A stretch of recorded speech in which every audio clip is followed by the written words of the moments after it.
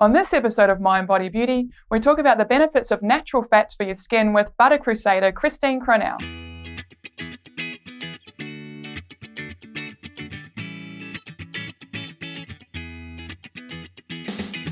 Hey everyone, welcome to Mind, Body, Beauty, helping you feel happier in your own skin. I'm Crystal, creator of Ecology Skincare, and today I have with me the lovely Christine Cronau. Christine is a nutritionist and best-selling author of The Fat Revolution, and her catch cry is bring back the fat. And she's been doing that for the last couple of years and helping to dispel the myths around saturated fats. So welcome, Christine. Thanks, Crystal. Thanks very much. Not a problem. Thank you so much for coming and sharing your knowledge and your experience with us. You're very welcome. Yeah, so I've invited Christine on because natural fats are so important for nourishing our skin from within. They make up a massive proportion of the cell membranes of every single cell in our body, including our skin cells. And they really help to keep our skin cells nice and plump and also to reduce the effects of oxidation and inflammation in our skin. And a Japanese study found that women who consume more saturated fats had significantly less wrinkles. So I don't want you guys to miss out on the benefits of natural fats. So Christine, this fear of saturated fat, it's been in our general consciousness and in our dietary guidelines for so many years now. Many of us eat a lot of low-fat foods and we aim for a really low-fat diet. So where did this fat phobia come from and what kind of problems has it caused for us? Well, it's really actually only been a short period of time that we've been avoiding fats. Prior to the 1900s, we ate loads of fats. In fact, it was an integral part of our diet, of course. But in the 1900s, we started changing our diet. And a lot of people might think, well, we might have started eating more fat because it's been blamed as such a culprit. But actually, we started eating less. We started mass producing sugar, and we also started producing vegetable oils, margarines, and all kinds of fake natural fats. And in fact, between 1890 and 1920, sugar consumption doubled, and we also started producing all those fake fats. So really, our diet change hasn't been from saturated fats. So by 1926, we actually had our very first documented case of a heart attack. And of course, scientists were quite puzzled. And by the 1950s, experts were really trying to figure out what was going on. Now, one theory was saturated fat. But unfortunately, even though it had nothing behind it, it had no scientific evidence, it kind of became popular theory. And in fact, when it was first presented in Geneva, it was practically laughed at because it really had no evidence behind it. But certain people got into certain organizations, and after a bit of time, it became more accepted. And by the 1970s, they were really pushing this idea. And we actually had scientists pleading with authorities, please don't change the guidelines because we simply have no evidence to show that saturated fat is the culprit. Wow. And unfortunately, Senator McGovern at that time said, we as senators do not have the luxury that a research scientist does of waiting until every last shred of evidence is in. So unfortunately, we thought that this was all based on evidence, but it never was. And, all the scientists who were crying out about it were not listened to. And in fact, by the 1980s, the low-fat era was in full swing. And it was supposed to make us slim. It was supposed to protect us from heart disease. But we pretty well know what happened. It really did the opposite. So basically, as developed nations, we got fatter and fatter. And look what happened to heart disease rates. So it really never was the saturated fat. And it's really unfortunate that that was the target because it's really damaged our health because we do need fats, both for our health, for our mental well-being, for our skin. We just need them. And so in taking out those fats, we've replaced it with vegetable oils and processed foods that are higher in those really simple carbohydrates and sugar. So from a point of view of what people might notice in themselves, what kind of problems, might that cause for people on an individual level? Well, absolutely. It causes all kinds of problems. We need fats for our hormones. We need fats for good organ function. We need fats for our serotonin levels. And our serotonin, of course, is our feel-good hormone. We need fats for just about everything. We need it for good cell function. In fact, the cell membrane itself is made up of around 50% saturated fat. So imagine, the cell is the basis for life. It's the basis for all our organ function. It's the basis for everything. So if we don't have good, strong, healthy cells, then we're going to get a lot of medical issues coming up. And that's why we really have this term chronic modern disease. It's disease that we've created by changing our diet so radically. Over recent years, there's been a lot more evidence coming through that, in fact, it might be the trans fats that are causing issues and not the saturated fats. That saturated fat is not the cause of making us fat and causing heart disease and stroke. And there's even been, a beautiful curl of butter on the cover of Time magazine. So can you sort of walk us through some of that evidence that is coming through now that's, exonerating saturated fats as a cause of chronic disease and issues? Well, absolutely, that's correct. So what we've done is we've taken saturated fats away, thinking that they're the culprit, and we've replaced them with all these fake fats, like our margarines, spreads, etc., and they're full of damaged fats like trans fats. Now, these fats actually damage the structure of our cells. So remember before I was talking about the fact that our cell membrane is around 50% saturated fat. People who are eating these damaged fats end up getting these damaged fats into their system, and it damages their cells. It's really a fat that's not created in nature, so our body doesn't really know how to deal with it properly, and we end up with all kinds of harm. It increases our risk for heart disease, it increases our risk for cancer, and it increases our risk for all kinds of stuff. And it also increases our aging as well. It really damages our skin. And whenever we've got damage in our skin, that means that's reflective of what's happening on the inside as well. So it's been quite damaging. And of course, now it's been recognized that trans fats themselves are quite damaging. And so, especially in the States, they're really phasing these fats out. They've given manufacturers a certain amount of time to try and get trans fats out of the food. But unfortunately, when they develop a trans fat, they partially hydrogenate the fat. But what they've done now, instead of doing that, they're fully hydrogenating it. It doesn't actually turn into a trans fat per se, but it's actually just as damaging. So when we see all these low trans spreads, they don't call them margarines anymore, they call them low trans spreads, but they're actually still just as damaging, if not more, than the old trans fats. So we really have to come away from these new industrially processed fats and get back to the real fats like butter and coconut oil and animal fats that have come from grass-fed animals. And so from a, you are what you eat perspective, if we're eating these damaged fats, they're integrating themselves into our cells, into our skin cells, and that, I guess, cascade damage is what can cause a lot of issues. Absolutely. That's exactly right. So, Christine, you mentioned that when we consume these natural fats, that they've got a lot more benefits for us in general, our hormones, our skin cells. What are the benefits for aging and for wrinkles of consuming a higher fat diet? Well, actually, one of the worst things we've done for premature aging is to get rid of fats out of our diet, because if we know that the cell membrane is made of fat and 50% of that is saturated, imagine if we're not eating enough of those fats, we can't keep that cell membrane strong and robust. So what happens is it becomes weak, and that means we can't keep the cell itself hydrated. So if we can't keep our cells hydrated, then we start to wrinkle, we start to age. And in fact, a lot of people think that they need to drink tons of water to keep their cells hydrated. It really has nothing to do with it. It's the fact that their cell membrane has to be strong to keep that hydration in. There are some people who can drink bucket loads of water and never have hydrated cells because they don't have a strong cell membrane. So it absolutely makes a huge difference. And the one other thing to consider is that when we get rid of the fat, we start eating loads of carbohydrate because we have to replace the fat with something. Sugar and carbohydrate are the main things that have replaced saturated fat and quality fats. And when we do that, we actually create quite an acidic system. And when we have an acidic system, we can't produce enough collagen. So again, we're not going to be having good, robust, healthy skin if we're not having that fat.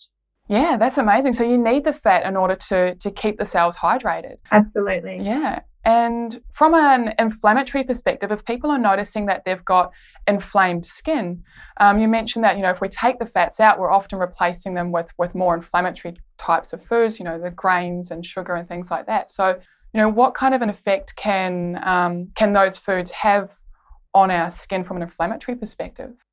Well, it has a huge effect. And in fact, when we changed our diet, we started to see all kinds of skin conditions, psoriasis and all kinds of different irritations to the skin. And generally, all those conditions come down to what's happening within the body. And often it's a result of an imbalanced system. It's a result of having too much yeast in the body, etc., not having good gut bacteria, etc. And again, it comes back to how we changed our diet. So when we got rid of the fats and we started eating sugar and carbohydrate, it really upsets the balance in there. And what we have to do is get back to natural foods. We have to lose this fear of fat, of real fat, and this fear of real foods, and go back to eating what we used to eat, years ago when everything was in more harmony. So we have to go back to our eggs and our butter and our coconut oil and our animal fats. We don't need to be afraid of those things. What we do need to be afraid of is those fats that we have created, those industrially processed fats, because they are the ones that are doing the damage. Yeah, and that's your margarine, that's your vegetable oils like your canola and safflower and soybean oils and things like that, right?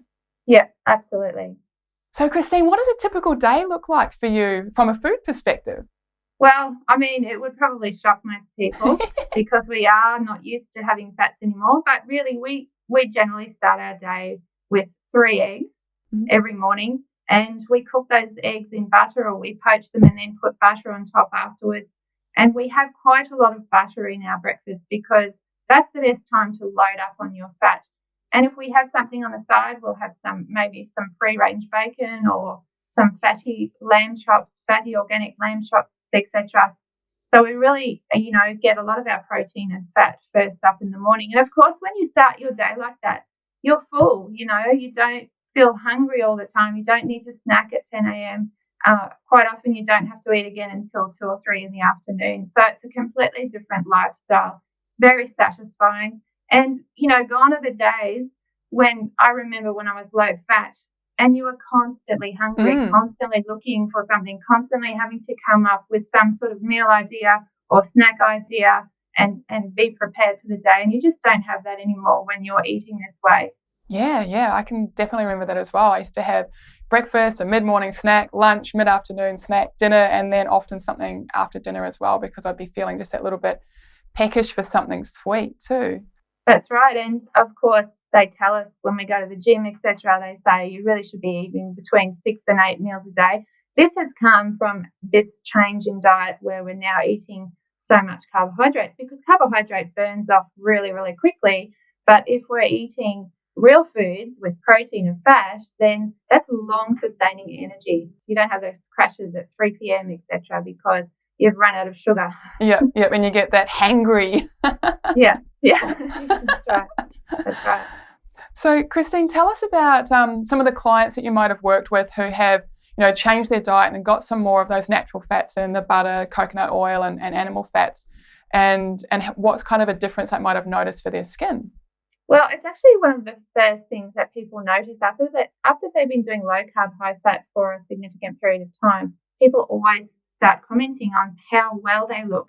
They just start radiating. Their skin does get better, etc.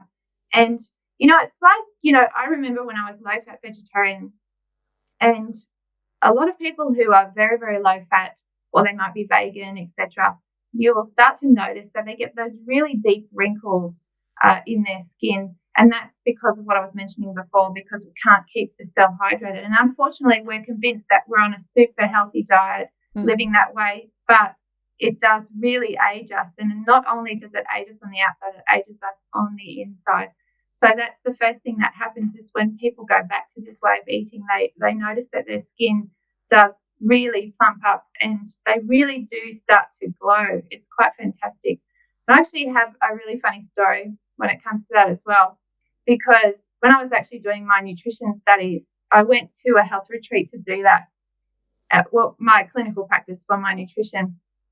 And when I was there, people just assumed I was just a student at university because obviously they didn't see me with my children, etc., etc.